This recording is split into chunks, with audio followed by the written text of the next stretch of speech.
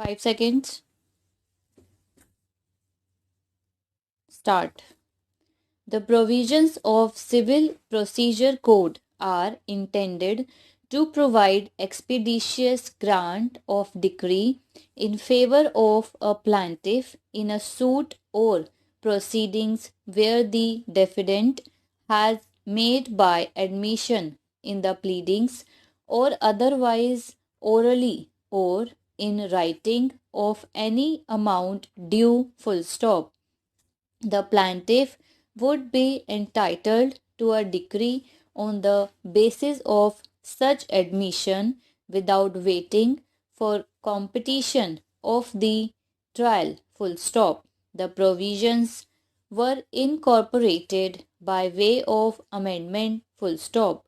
The legislative object of these provisions is to restrict the period for determination of disputes between the parties to a suit and ensure that a decree on admission is passed without any unnecessary obstruction full stop.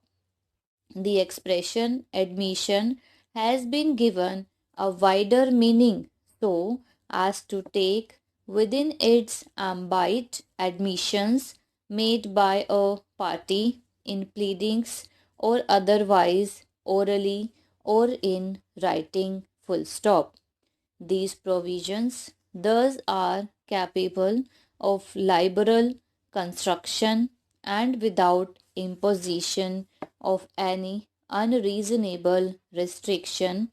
must be permitted to operate, but the courts have to be careful while passing a decree on admission full stop.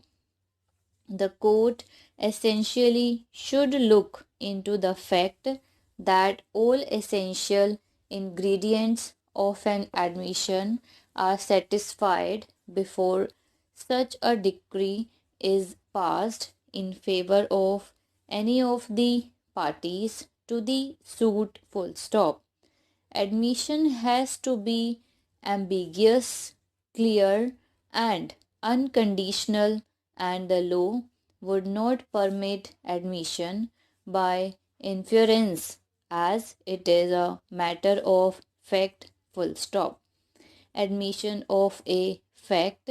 has to be clear from the record itself and cannot be left to the interpretive determination by the court unless there was a complete trial,